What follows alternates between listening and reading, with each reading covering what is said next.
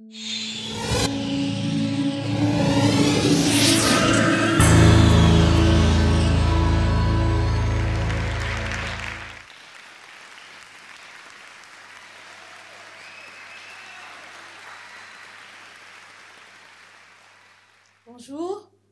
bonjour tout le monde.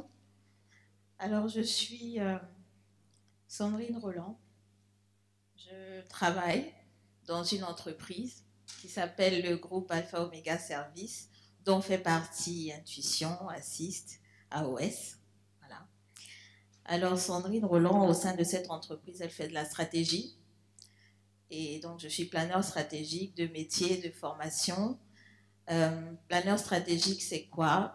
C'est quelqu'un qui réfléchit énormément, qui réfléchit même en dormant, en mangeant. Voilà, on passe notre temps à cogiter et en fait, on cherche à comprendre les hommes, à comprendre leurs intérêts, leurs comportements de consommation et on cherche aussi à trouver des moyens de les convaincre d'adopter des marques, d'adopter des produits, d'adopter même des personnalités. Donc voilà, je suis donc une personne qui réfléchit. Alors, souffrez que je manipule un peu les petits papiers qui sont dans ma main. Voilà. Alors, quand j'ai rencontré Andeka et qu'il m'a parlé de ce thème, je me suis dit, tiens, c'est très intéressant. Et aussitôt, mon réflexe automatique de commencer à me questionner s'est enclenché. Qu'est-ce que on sera ici dans 43 ans? La Côte d'Ivoire, ce sera quoi?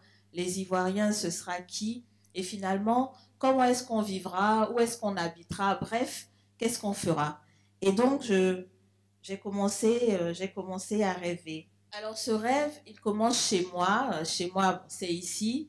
Enfin, pas dans cette salle, je n'habite pas ici, mais chez moi, c'est donc un super pays qui s'appelle la Côte d'Ivoire. Ce pays-là est un pays africain, je ne vous apprends rien, mais je dirais que c'est un pays très africain. Pourquoi? Prenez par exemple mon cas. Je suis donc originaire de plusieurs pays, le Sénégal, la Guinée, la Mauritanie, le Bénin, le Togo, mais je suis ivoirienne. Donc je suis un cocktail ivoirien parfait. Et je me dis que ce pays-là est merveilleux parce que justement, il a cette particularité. Aussi, ce pays, vous voyez par sa position, il a une très belle côte sur l'océan Atlantique. Il est situé en bas de l'Afrique de l'Ouest, mais quand on trace des traits vers ce pays, on a le réflexe de se trouver automatiquement à traverser l'Afrique centrale. On peut venir aussi directement par l'océan de l'Afrique du Sud. Pour moi, la Côte d'Ivoire, c'est un pays de rencontre par excellence. Et je pense que nous tous qui sommes ici, nous sommes venus de différents horizons. Alors, cette nation très belle, de par sa population bigarrée, sa géographie éblouissante, son histoire aussi très fascinante, bref, la richesse de tout ce qu'elle renferme, la Côte d'Ivoire, c'est un pays solide, c'est un pays résilient, c'est un pays qui, malgré la crise qu'il a traversée pendant de nombreuses années, a réussi l'exploit de maintenir un taux de croissance positif. C'est un pays où je pense qu'on serait tous d'accord de dire qu'il fait très bon vivre. Alors, je ne suis pas un économiste, hein, je ne suis pas un financier, mais j'ai voulu emprunter aussi un peu leurs termes, parce qu'on peut dire tellement de choses sur la Côte d'Ivoire. La Côte d'Ivoire qui a de la résilience à revendre, la Côte d'Ivoire qui a des perspectives très, très, très positives dans les années à venir. La Côte d'Ivoire qui est décrite par tellement de qualificatifs et on peut continuer longtemps hein, à dire que c'est le poumon économique de la sous-région. C'est aussi un carrefour culturel. C'est un pays qui est un des piliers de la francophonie dans le monde. Bref, c'est un pays où je me dis que réellement, le rêve est possible. Et ce rêve-là, donc, je l'ai fait pour ce pays parce que, au fond de moi, j'y crois. Je suis quelqu'un qui croit beaucoup, qui a beaucoup de foi. Et je sais que quand je regarde cette nation, on peut définitivement se permettre de rêver. Pourquoi est-ce qu'on peut se permettre de rêver? Parce que la Côte d'Ivoire, c'est un géant agricole.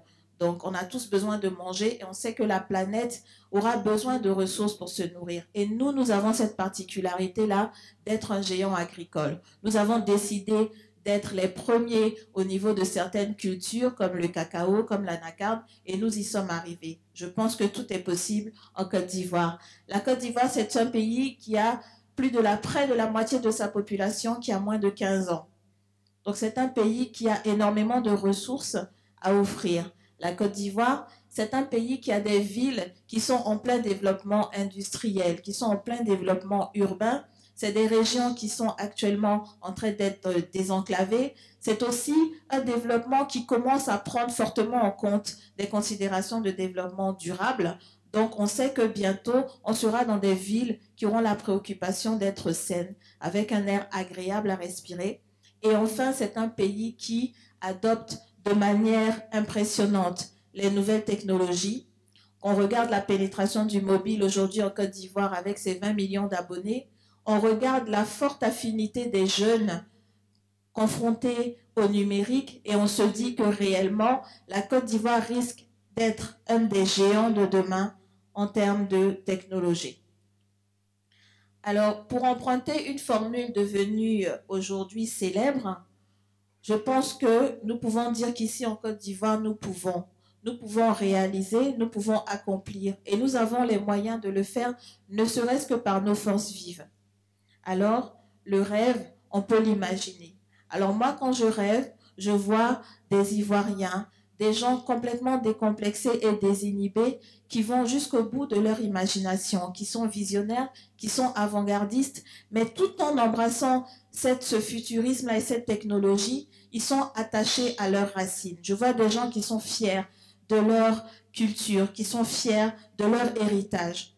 Je vois aussi un espace où tous les penseurs, où tous ceux qui ont des idées pourront venir se retrouver. Je vois ce pays-là comme un espace où quelqu'un qui a envie de réaliser quelque chose peut venir et trouvera les moyens de le faire. Je vois aussi un pays qui permet à tous ceux qui ont envie de créer des choses nouvelles basées sur la solidarité, basées sur l'équité, de le faire. Et je pense que la Côte d'Ivoire sera aussi le point de départ de beaucoup de solutions collaboratives. Enfin, je vois ce pays-là, en réalité, comme la nouvelle Silicon Valley, un pays où on aura non seulement accès à tous les moyens techniques, logistiques, mais je connais mon pays et je vois surtout des cerveaux, je vois des créatifs, je vois des inventeurs venir en Côte d'Ivoire et s'épanouir.